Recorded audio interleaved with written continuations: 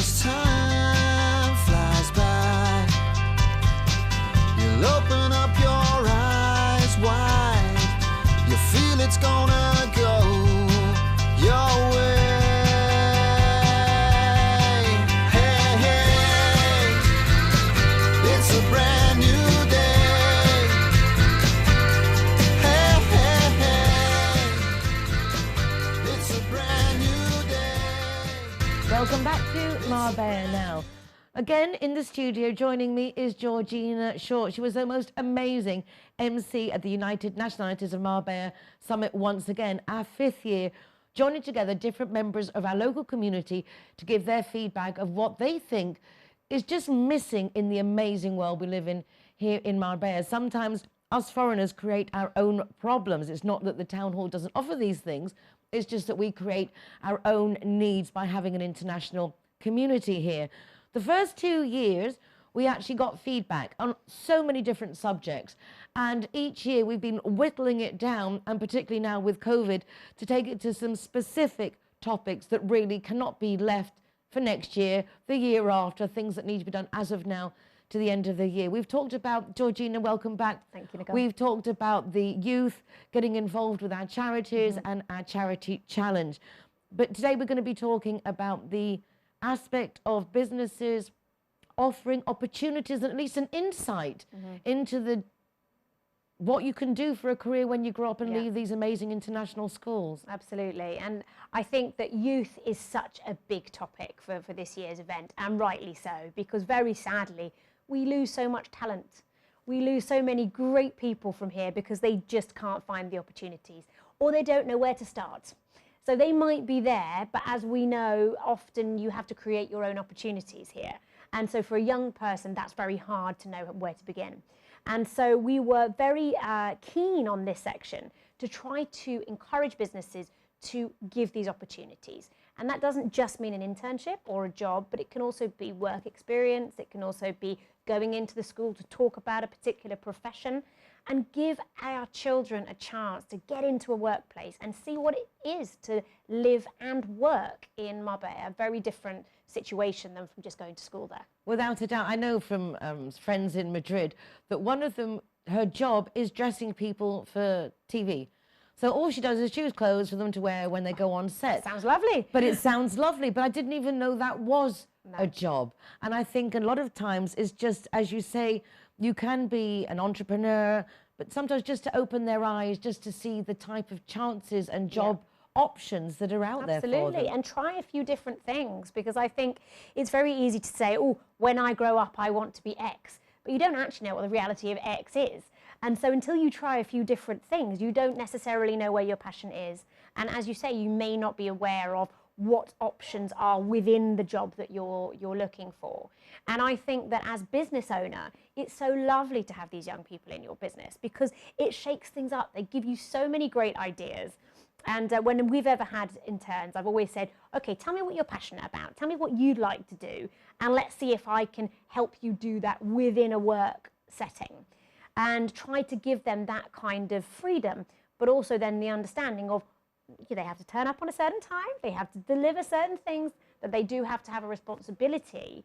And, just get them to start feeling more grown up and more independent and more ready for the world of work. Exactly, so that when the moment comes, it's not such a culture shock. If you already got an idea what's going on out there, how it feels, it's always better. And on that same note, anyone who wants to come and hang out at the TV or see how it's done, they're so welcome. Anything we can do as a youngster, learn how to talk on camera, radio, whatever, I think is a benefit. The more things we can get done, learn how to play a bit of golf, a bit of horse riding, go up to the Sierra for a bit of skiing.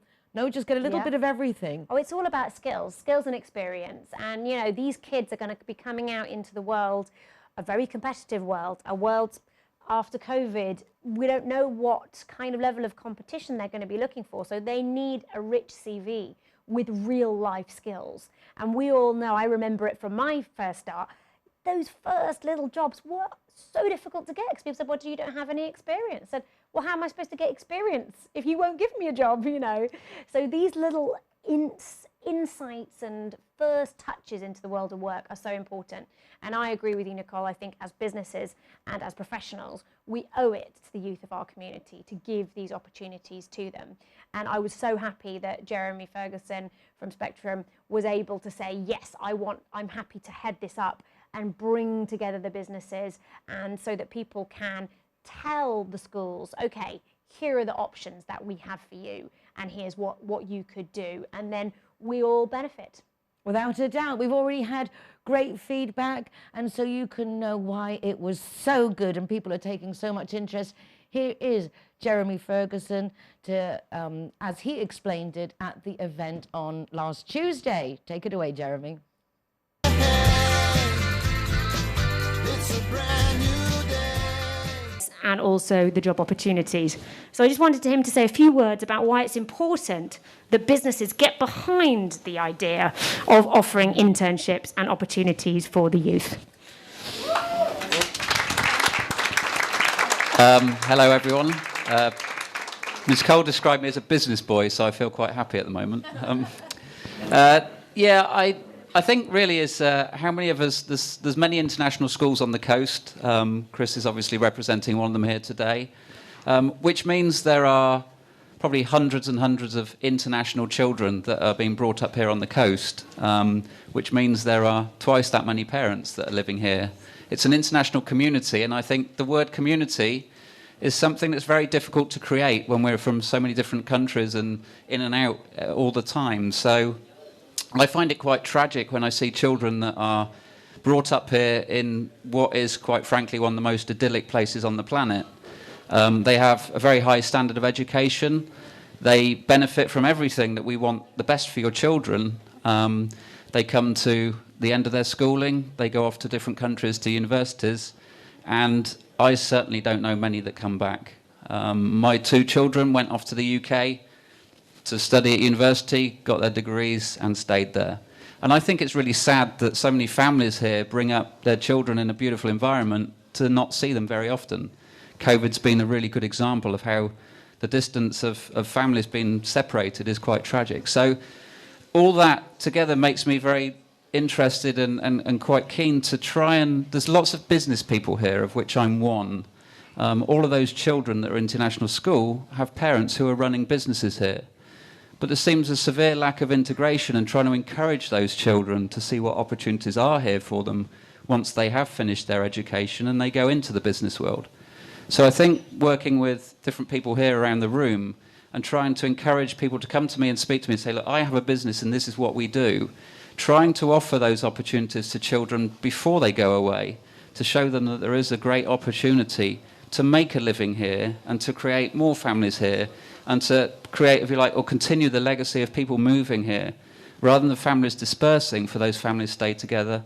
We all know that the quality of life here is fantastic, but very often the quality of the family life, it lacks because of the disparity of what happens when children do leave for different climes. So anyone that has a business, please come and speak to me, and we'll try and do our best to show those opportunities and what is out there to the children to see if we can help create a stronger community. Thank you.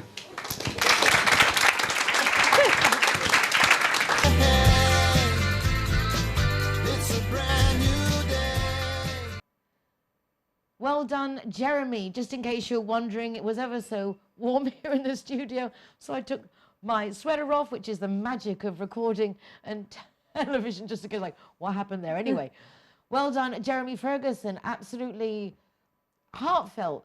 I mean, it came from the heart. His kids have been educated here, they go back to university and they make a life there. Absolutely. And he's a family guy. You don't get the benefits of the family living and they leave. So it is up to local businesses to get more involved and be more aware, I think, of our youth. So please do contact Jeremy Ferguson of Spectrum IFA, or IFA Spectrum, whatever it is, but Jeremy Ferguson.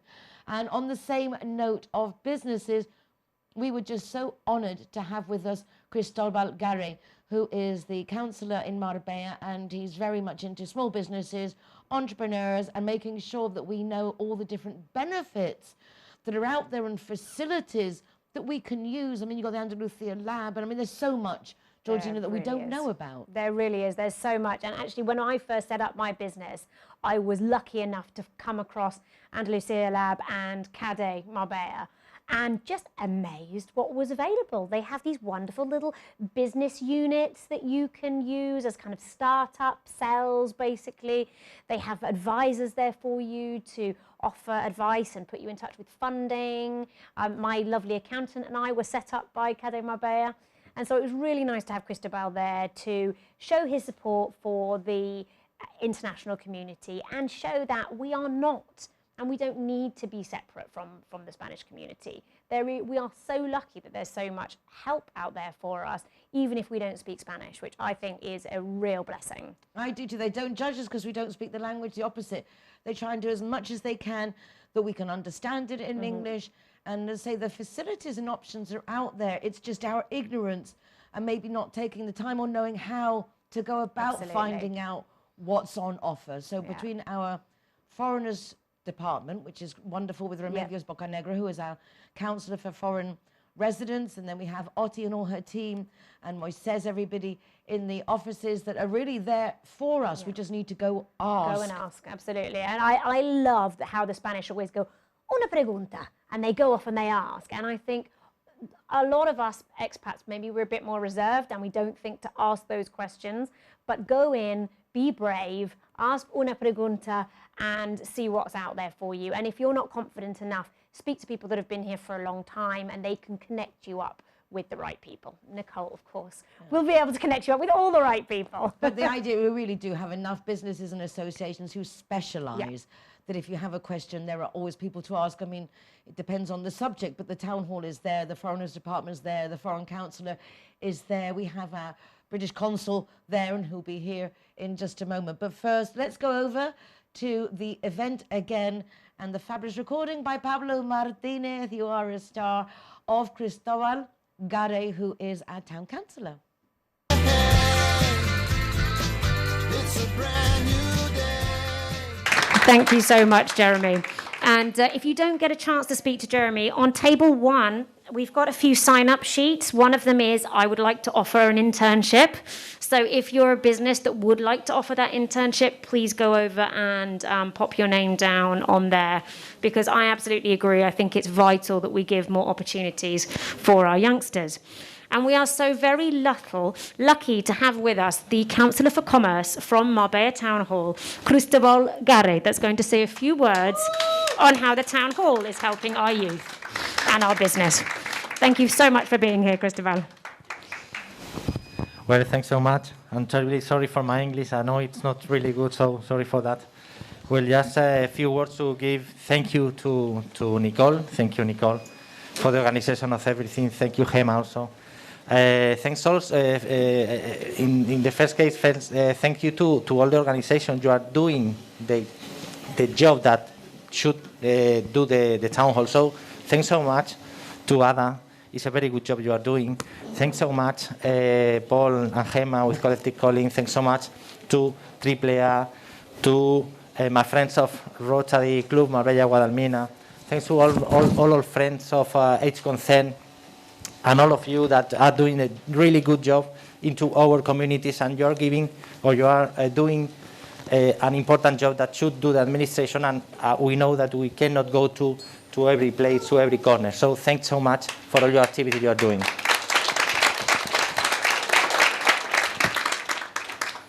Well, at the beginning, Nicole said to me that just say a few words of what we are doing in the town hall.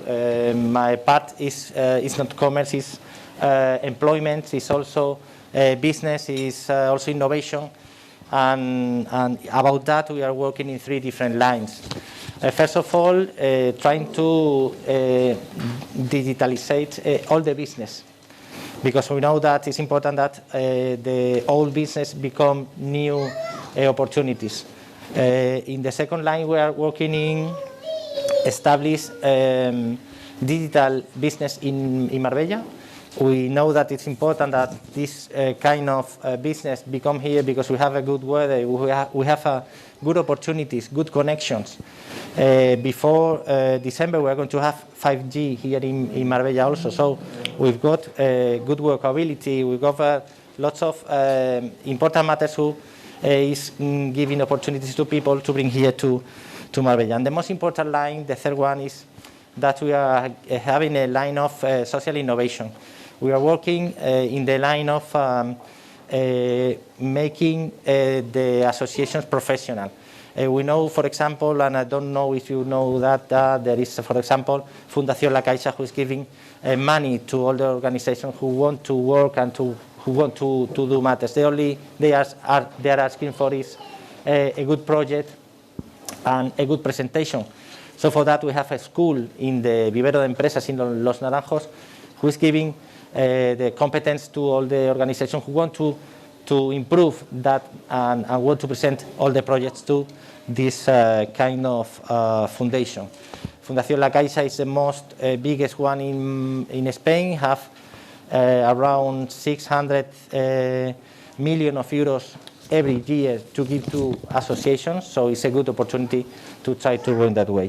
That is the most important line that we have, because we are making social entrepreneurs in Vivero de Empresas, and are people who are making new association, new organization, who are also giving opportunities to lots of people. So thanks so much another time for all your activity, for everything you are doing here, and we are at your disposition, and everything you need into Vivero de Empresas of Los Naranjos in Plaza Los Naranjos in Marbella. Thank you so much. Muchísimas gracias, Cristóbal. Nos aprecia mucho todo lo que hace para los negocios de Marbella y San Pedro y todo lo que hace.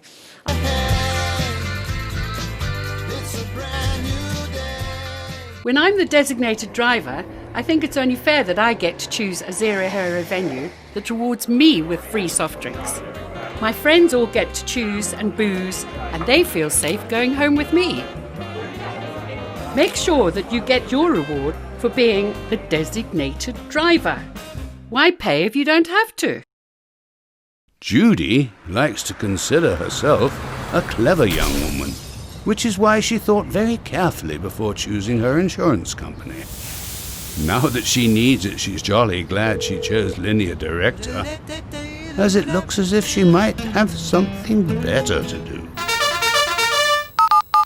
Why don't you be clever, like Judy? Call Linear Director on 952 14 78 34 and see which policy is best for you. Hero, welcome to the playwright.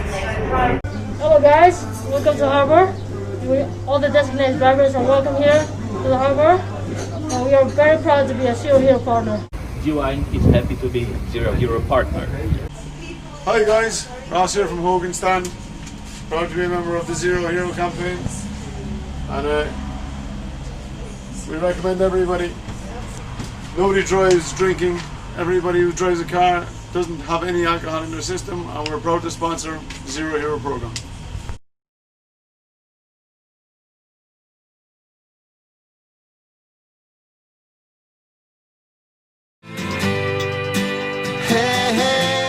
Another very important subject on our list is sustainability, our environment. Angela Lafferty has been at every single United Nationalities of Marbella Summit for the 5 years and always been very keen on the sustainability. She's very active now, volunteer with Arboretum, which you heard about. She reminds me frequently in our first United Nationalities Marbella Summit in 2016, in which Georgina also emceed and saw through beautifully.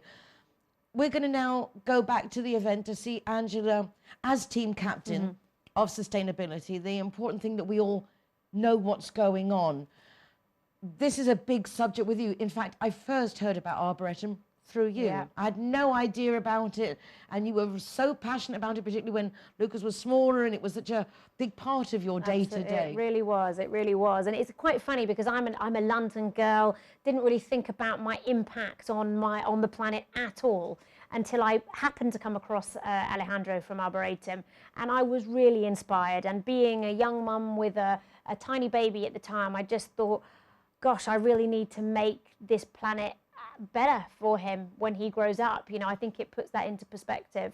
And so ever since I've been working, volunteering my services with Arboretum, and yeah, we were very happy to be there. I was his translator at that first event, and it's a lovely circle that Angela now volunteers for them and takes that forward. It's nice to see that literally we sow a seed, we set the seed, we planted the seed, and then obviously she also had small kids until that moment when she could get more actively involved. But that's how things are. Sometimes we don't think about it, like Georgina's saying. It's not on your mind, but when you do think about it, it's actually interesting and can be followed up. So that's really nice, because Angela's like, Arboretum, big one on refill, using tap water. And I'm like, no, because it's got so much limescale and this. So she then went off and investigated, and we even did quite a few spots with Angela. Every time I put up a negative, she went and researched it to be able to then come back and give me specific feedback. So let's go over right now to Angela Lafferty. She's our team captain for sustainability, to hear what she had to say at the United Nationalities of Marbella Summit 2020. As Nicole and Georgina have said several times, I do think we're all much, much stronger together. And that's so true when we're talking about environmental causes and sustainability. My experience from living here in Marbella for the last 5 years and trying to find out since I've lived here about all the different things that are going on is that many of the activities are really, really small groups of people. And actually, although they're doing great things on their own, I really think that, as Nicole has said, if all these groups can come together, we can achieve much more. So that's what I've been trying to do in both the expat world and also the Spanish side of things, is trying to be like a bit of a bridge and bring everything together and everyone together. Nicole challenged me today to come up with 3 sort of project areas that we can work on and actually measure progress so that we can report on it again at the next summit. And that's actually so difficult to do, because with lots of environmental issues, very, very, very difficult to measure. Things like your carbon footprint or your use of plastic is very, very difficult. But as we already heard from Joe from Plastic Free Seas and Nikki from Mimoana, plastic is a really big issue. So this is my number 1 that I'm going to talk about. It's so visible, and most of us, a lot of us from the UK know about David Attenborough and the huge effect that he's had on raising plastic issues of plastic in the oceans and in our environment. So that is, we know now of at least 2 beach cleaning activities that are going on, but actually there's about 3 or 4 other groups that also do much smaller events, and other groups such as Marbella Activa, which also is one of their activities amongst many others, is organising cleanups. So what I really want to do is appeal to anyone who's involved in any cleanup activities, and I've just been speaking as well at my table to the lovely people from the Guadalmina Rotary Club, who are also very, very involved in the plastic issue, is that we all come together and come to me with any ideas that you have, and we'd like to try and coordinate all of these things together. For example, beach cleaning events, why don't we all publicise each other's events so that we get bigger groups of people coming? We don't clash with dates. Or we can even arrange all to have beach cleans all along the coast on the same day. You know, we could have 6 or 8 different cleanup operations going on, so that people don't have to drive such big distances, and we're saving our carbon footprint at the same time, and we can log the amounts of rubbish that we collect and report it on a monthly or an annual basis. So that really what I'm saying is I want everyone to come together on the plastic cleanup issue, and that includes schools as well. Chris, I'd like to speak to you about that, because that could be, I know the schools are already very, very well represented at these beach cleans, but mostly it's the international schools, so I would like to reach out as well to the Spanish schools, somehow get them involved as well, and they get certificates for what they do. So that is number 1, let's work together on the beach cleans. Number 2, it's drinking water, and that's actually a huge passion of mine. Basically, it's the same idea as cleaning up the rubbish on the beaches, but actually it's going 1 step backwards and trying to stop the plastic at the source. And that's really us. We're the people who buy the plastic, who use the plastic. So if we can try and avoid single-use plastic containers. Now, one way that we can do this, again, some people from the UK might have heard of the Refill initiative. That's basically, it started off with bottled water, but actually now it applies to lots of aspects of our lives. But the idea, it's basically an app, so that when you go into it, you can see wherever you are, a place where you can get your bottle refilled with tap water instead of having to go out and buy a bottle of water. And that's a huge impact. A really shocking fact is that 1 million plastic bottles are sold in the world every single minute. So while we've been here, I don't even know how long we've been here, let's say an hour. But let's say that's 60 million new plastic bottles that have come out into the world. And where do they go? They end up on the beaches. So if we can try and stop that at source. So that my number 2 idea is this launching a refill scheme here in Marbella. That would mean businesses, restaurants, cafes, committing themselves to serving tap water to customers that ask for it. That's either refilling their reusable bottles that people carry around, or just serving it in restaurants. And I know that's a very, very sort of difficult issue at the moment. There are many reasons, and actually I'm really genuinely interested in people's opinions on this, so please do contact me. I know it's a controversial issue, the issue of tap water, but I'm quite passionate about it, so please do talk to me. And again, it's another thing that schools can get involved in. My children are at the British International School, and in their school they've actually eradicated plastic bottles completely from school. So the children have to bring in their own reusable bottles. They're not allowed single-use plastic bottles anymore. And the school has has water fountains throughout the school where the children can refill their bottles, and at lunchtime they are served with glasses of water, and there are jugs of water on the tables. So they have completely eradicated plastic bottles. Other schools might be doing similar things, but I would love to know and chart the progress of all the different schools, not just international ones, again, the Spanish schools too. So that's a great project that they can get involved in. And number 3, this is actually, we've all heard of Think Global, Act Local, but this campaign is called Stop Ecocide, and it actually combines both of them. As I mentioned before, sometimes we feel a bit helpless when we see environmental issues, large-scale destruction, rainforest clearance, oil spills, fracking, Arctic drilling, and no one seems accountable for these terrible acts of ecocide. And basically that's because they're carried out by huge corporations, and they're not really accountable for that. At worst, they get charged a fine, they get fined, which they've budgeted for, and so the destruction carries on because they have the money basically to carry on. So what happened, a UK lawyer, barrister, suddenly had a light bulb moment one day that she wanted this to stop, and that basically the earth needed a new law. The planet, the environment needed a law to protect it. So she gave up her career and dedicated herself to the Stop Ecocide campaign, which is basically making ecocide an international crime on the same level as genocide, war crimes, crimes against humanity. And that's something that's actually really simple to do and really achievable. And it's amazing that this campaign is gathering so much momentum. As individuals and as organisations or schools, we can sign up to this campaign. Just go to stopecocide.earth. There is a financial contribution, but it can be as small as €5. And what it does is it really would put our community on the map as a community that cares about the environment. So when you sign up to this trust fund, you appear on the map, so you can zoom into Marbella and see all the different groups of people that do care about the environment. It also funds the legal process of making this ecocide into an international crime, which is really, really important.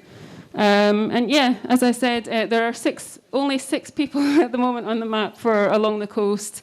2 more people up in the Campo, but as a target, I'd love to see 50, 100 people signing up to this campaign. So that's my 3: combining the beach cleaning activities, the tap water over bottled water, and the Sitting with me still is Georgina Shaw. She'll be off in a moment. But before we do, we've just heard from Angela Lafferty, our team captain for sustainability. But we're also now going to go to the event to show the different charities that spoke on this subject. And again, lovely to see collaboration. You've got Plastic Free Seas, Me Moana, both very interested in getting rid of plastics and collaborating. As Joe said, if you can't be at one, go to the other. But very nice to see that there is a big interest in the environment, and it's quite widespread, the different people who are at it. Yeah, absolutely. I think it's fantastic, and I think it comes from the cleaning up the beach, seeing what you leave behind, and then thinking about differently about, gosh, all this stuff that's ending up in our ocean, how can I stop using that in the first place in order to stop it potentially going in the sea or being in landfill? So I think it's a lovely topic and some really nice sort of easily to support kind of messages within Arboretum, Me Moana, and also Plastic Free Seas. And I think together they could really achieve an awful lot. Exactly. So much can be done. Here's an example of just what. Angela Lafferty from Arboretum, Marbella, please. So everyone's have to bounce up and down a bit here. Thank you. Hi everyone. Yeah, my name's Angela Lafferty, and I'm here today as a sustainability champion. But also, the bulk of what I do in my involvement in the environmental sector is with Arboretum, the Fundación Arboretum in Marbella. It's kind of hard to follow on from what everyone else has just been talking about, because the problems are quite immediate, and in terms of looking for money to fund projects to help people. Whereas environmental issues are a bit more abstract, and it's very much about awareness and community events to make people aware of how to live, more sustainably, and just to create awareness about the environmental problems that we have, both in the way that we live our lives, but also protecting our natural environment. But the way that you can help, if anyone wants to help, is first of all, to like the Facebook pages to find out about the event. Come along to the events. We're also always looking for volunteers to help. The main activity, I forgot to say, of the Arboretum is allotments and teaching people how to grow their own food. And I myself have signed up for an allotment this year, and I'm learning how to grow my own food. They have courses, permaculture courses, for people to come along and learn as well, every 2 months. But basically, people growing their own food is so important in reducing our impact on the environment, and it's something that the message really needs to get out there. So volunteers can come along and help in the allotments to just tidy up generally. And sorry, this keeps falling down. It must be too big for me.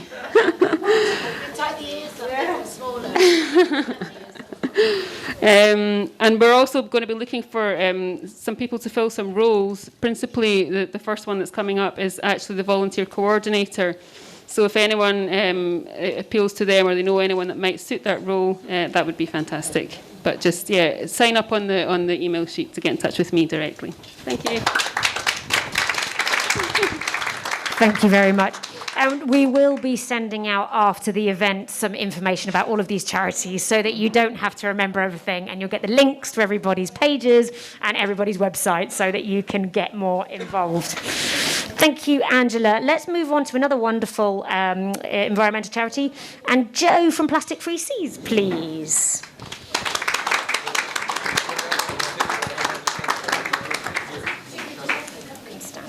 Thank you, Georgina. Joe, wait 1 second. Coming through. Table 5. Over there.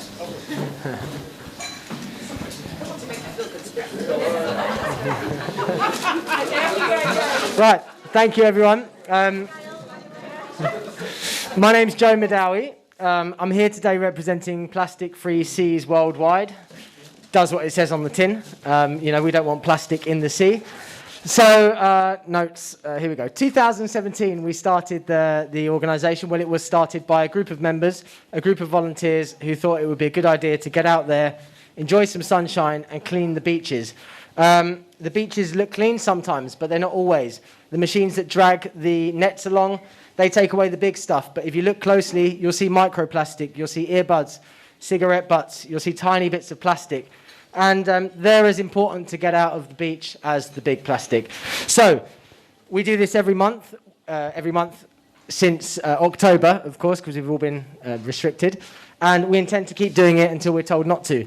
So next one is 21st of November. It's in San Pedro, Bora Bora Beach, 10 a.m. Feel free to come down, bring the family, bring the gran, bring the dogs, bring the kids. It's a free-for-all.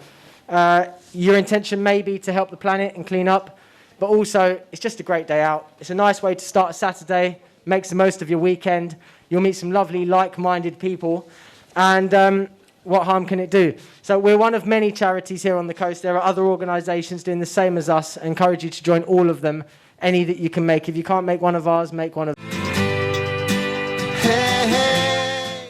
If you'd like to get involved with any of those charities or others to do with sustainability in our environment, please do contact Angela Lafferty. She is our team captain for sustainability and will be coordinating everything. I have to say that I was very proud to go with my family, including my little granddaughter, last week to the beach cleanup in San Pedro. I think they were never too young to start, and if they're well protected, and it's fun, the little gloves on, picking things up, and I think that way it just comes naturally to us. And also, again, Georgina, thank you so much for being part of the United Nationalities, your organisation skills, your added bits of just genius uniqueness. Oh, thank you so much. I'm really, really privileged to do it, to work together and to help you bring this beautiful event into fruition. And I genuinely am really excited to see what we achieve, because it feels very exciting. It feels like there's going to be a lot achieved before the end of the year. I always feel about the snowball. The snowball now is really rolling. Please do get involved as well. Well, that's it for me also from today. Georgina, once again, thank you so much. And thank you to all of you for joining us. We'll be back tomorrow with more of what's going on in Marbella Now. Take care. We can change if we try.